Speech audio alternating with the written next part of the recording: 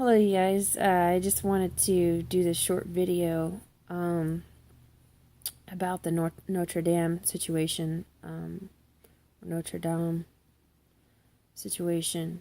Um, I was sitting here talking to my mom, and she was talking about it, and it seems like everybody that's done videos about it, it's been, about the pet goat or whatever video, and really negative into the world stuff. So I thought I would let you guys know some of the positive things that happened with that. Not that I don't understand um, the similarities or whatever, because I can see the similarities within the pet goat and the Notre Dame. But basically, my mom was talking about how when it was on fire, the priest and a bunch of people did like a hand-to-hand chain, like a people chain where they hold hands and stuff like that. And they went inside there to retrieve some artifacts, some biblical artifacts. I don't know exactly what artifacts they were, but they were able to salvage some of the artifacts. Some shroud or something from somebody from, it wasn't Jesus's shroud, but it was one of like Moses's or something like that. I can't remember which one it was, but a biblical figure's shroud. They were able to save that, and some other artifacts that they had within the building. So that's a very positive thing that they were able to do that before it burned. Also, one of the biggest things that I thought was, well, before I talk about that, so that's one good thing that happened out of it. So the second good thing that happened out of it was when the firemen finally got there to extinguish the fire.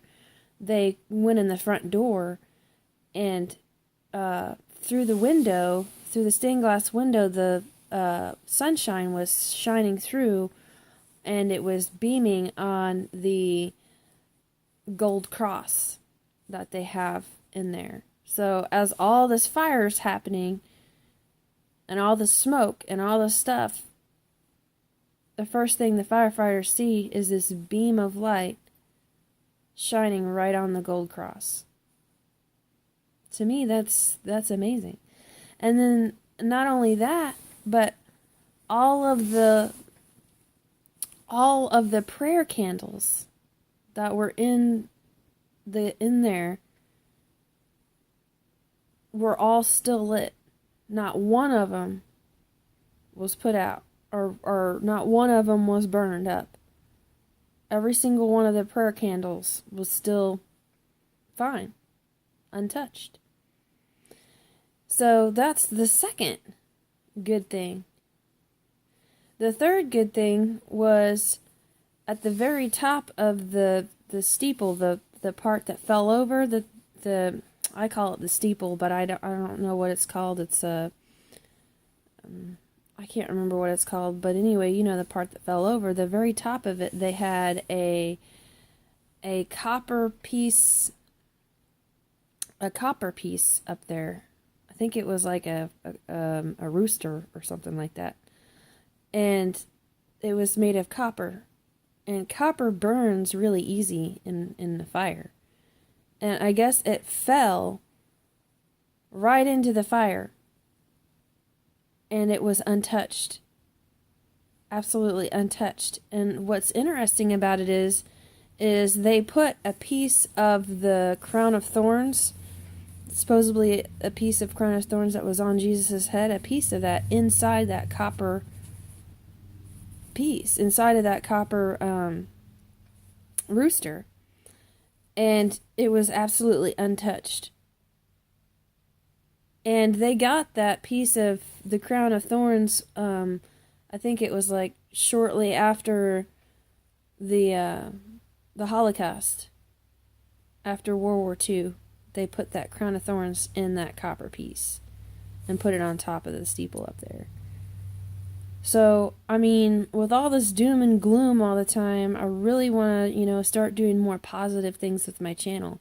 That's why I've been, showing a bunch of, adventure videos and stuff like that, because there's so much doom and gloom and all this riffraff and fighting and everything like that going on, that we really also need to look at the positive aspect, that God can take a bad situation like a fire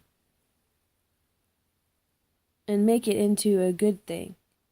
Now, yes, it's tragic that that happened to one of the biggest landmarks, or, maybe I'm not using the right word, it's one of the last Gothic temples, left. And it's survived all these wars and all this stuff. And, but it's really amazing to me that the prayer candles were untouched. The light comes shining in on this beautiful golden cross. The piece of the crown of thorns that's inside this copper piece that literally fell right in the middle of the fire, untouched. That goes to show you, no matter how hot the fire is, no matter how devastating something can be in your life, or how devastating the world can be around you, Christ always wins.